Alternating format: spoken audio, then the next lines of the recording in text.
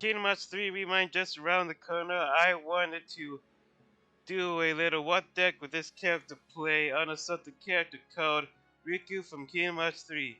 Hello everybody, I am chargebladeygo, and today we're going to find out what deck Riku would play in game of Yu-Gi-Oh! Mentioned before, I am making this video because Kingdom Hearts Remind is literally 2 days away from video, which is January 23rd. Today is the 21st of January. Before we give Riku a deck, we have to understand him a little bit.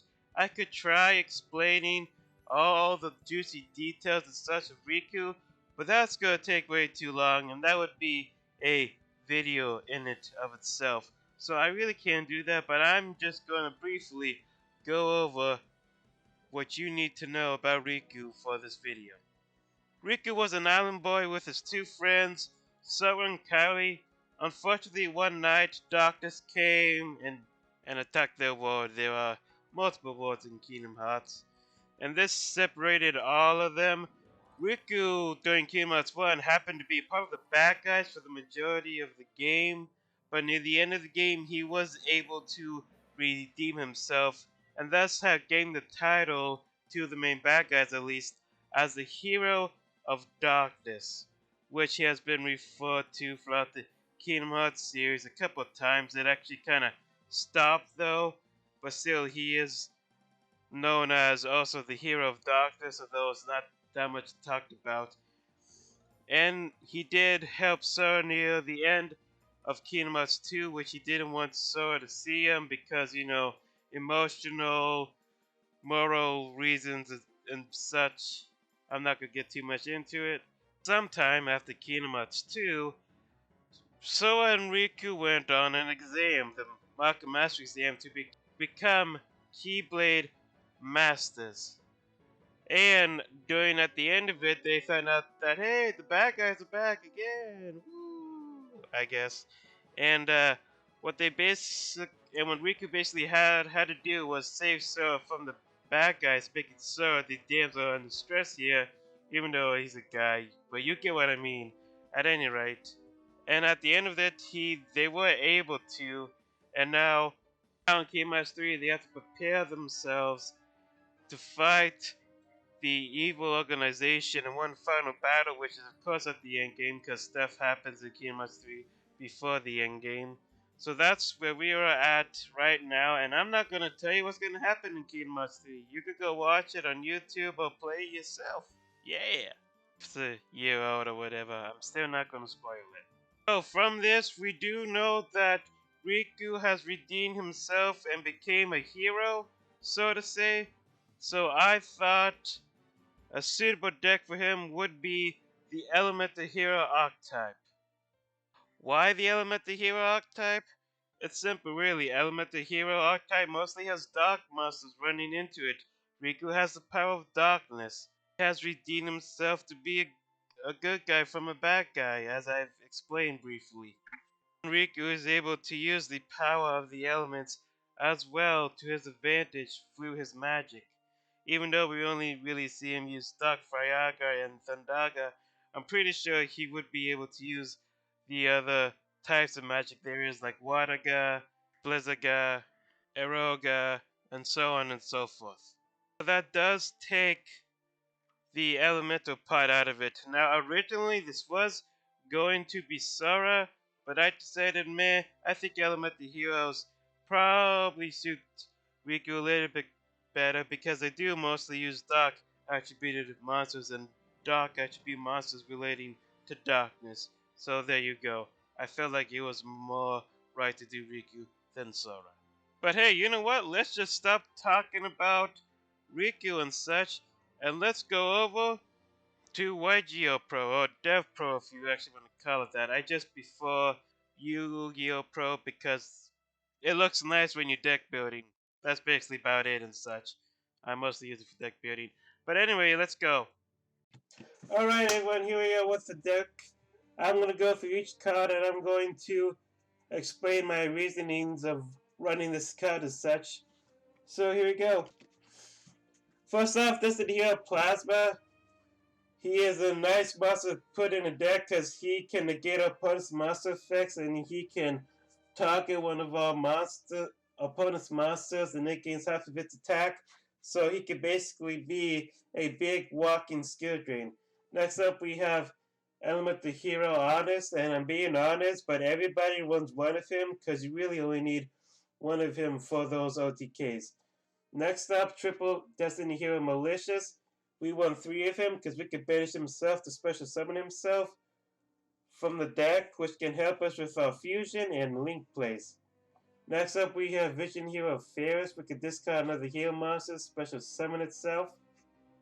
And we have Vision Hero Increase.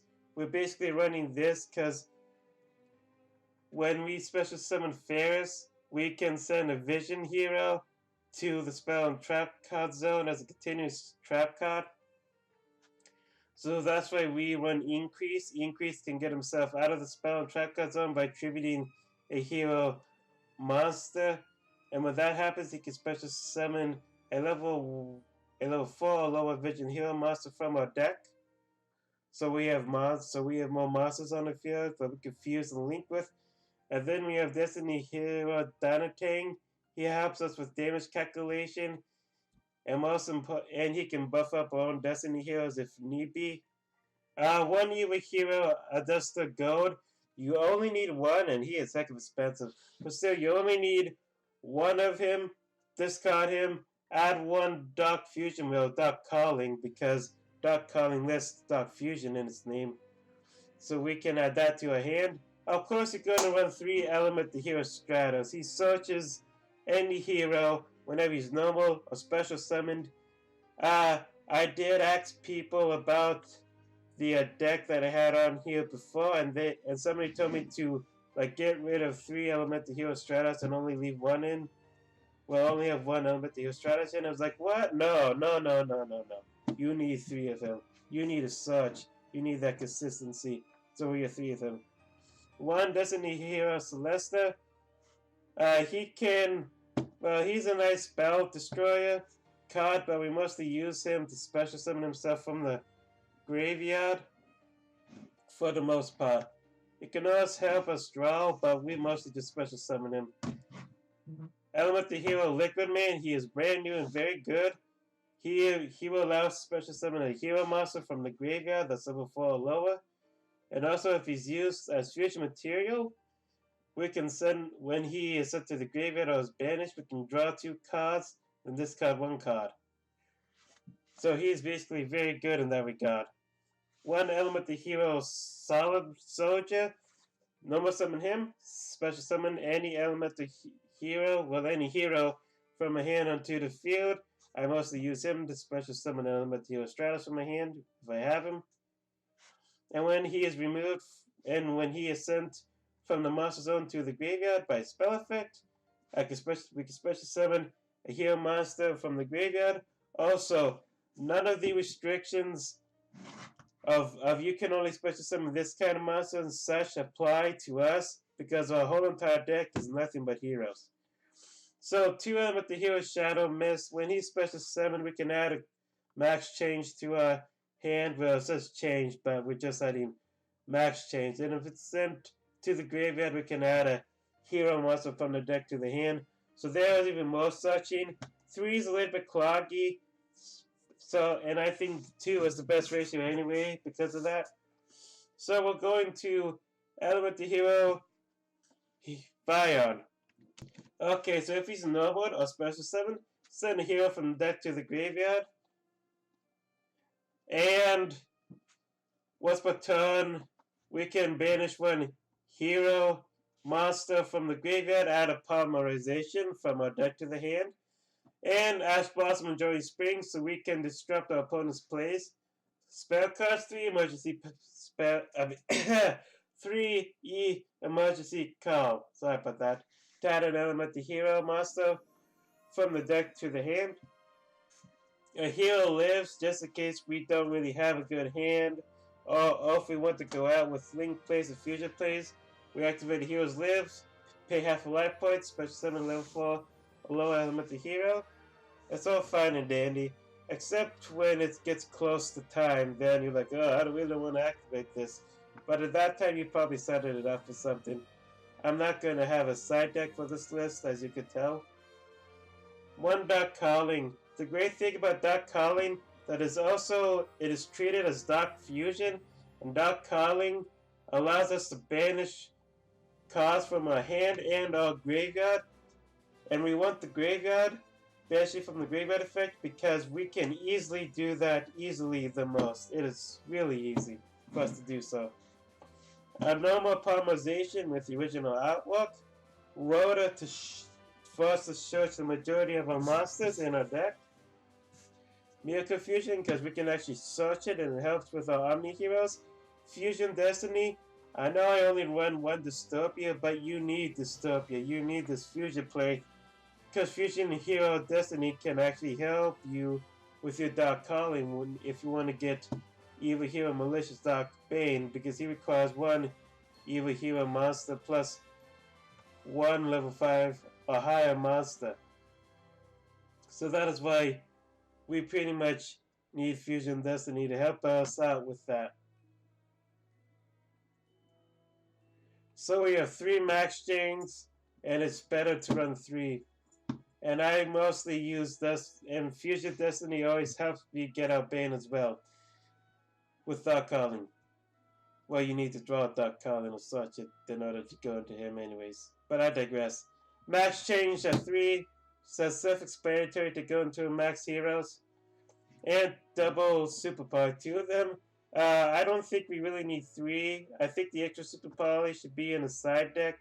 But Super Poly does help us out a lot, because with our Omni Heroes especially, since they can easily run like almost any attribute except win, and we'll be able to be like, hey, I got a Super Poly for you!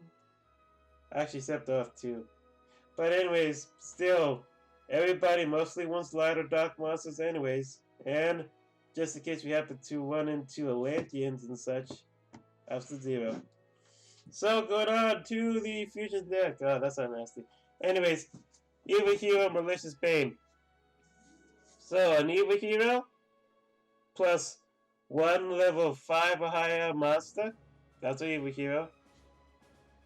Okay, so cannot be destroyed by battle or card effects, so he is already a tanky guy. 3000 attack defense and tanky.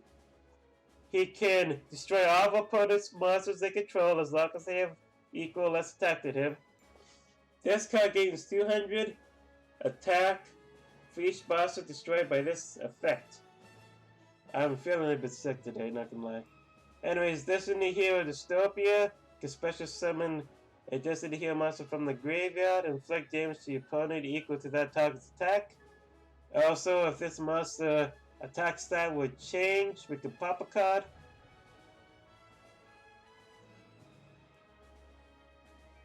And this card attack becomes equal to this card's original attack, then basically resets itself. And then 1 Vision Hero Admiration to weaken a monster in the field so we can run over it, of course. 1 Max Hero Akeen to attack directly, also can help us search out a max change. Well, it searches out a change spell card, but we're only using max change. Predaplant Dragusa Pelia. 1 fusion, 1 dark monster. It's a super poly target. Well, I guess we can also use polymerization, but we're probably not going to do that. It can put a predator card on a monster, and if that happens, that monster effect is negated. Well, it's negates the activated effect of the opponent's monster, basically a negate, yeah. And then we're running over to Element the Hero, the Shining and Omni Hero. If you don't know what an Omni Hero is, Omni Heroes of Element the Hero fusion monsters that require 1 Element the Hero monster and 1 monster and an attributed monster of the fusion monster summoning out. So as an example, for the Shining, we need 1 Element the Hero and any light attributed monster.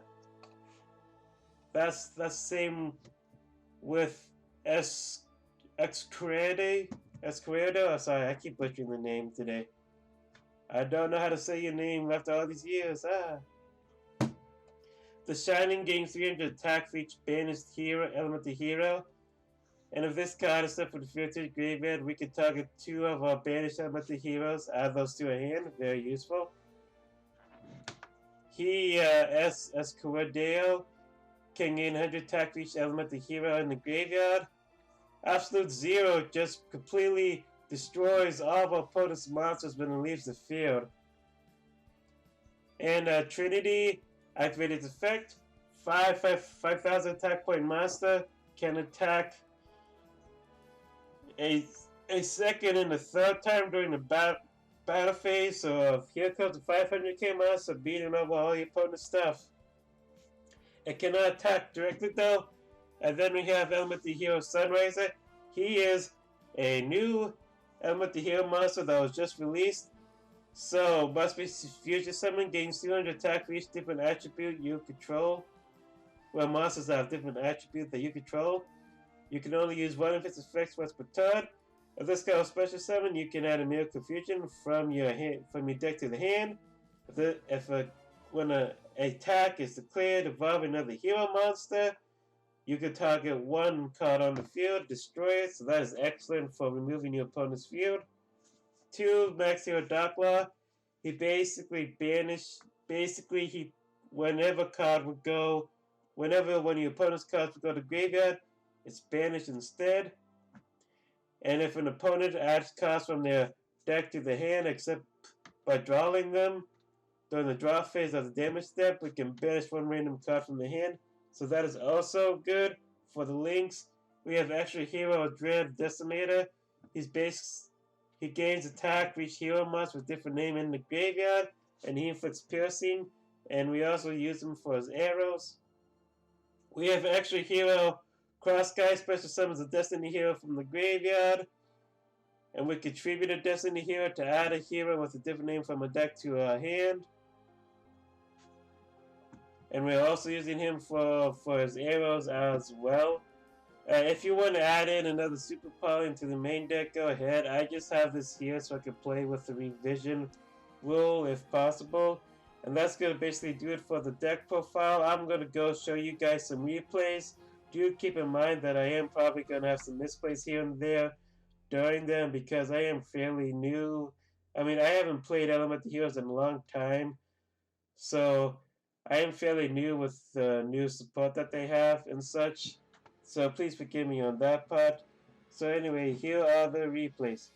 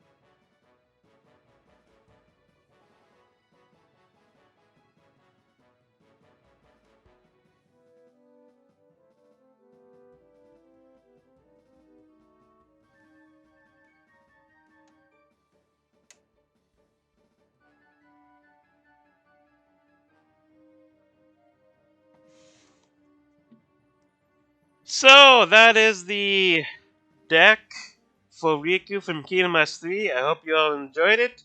If you did, hit the like button, hit the subscribe button, and hit the notification button so you know when I go upload a video into YouTube land.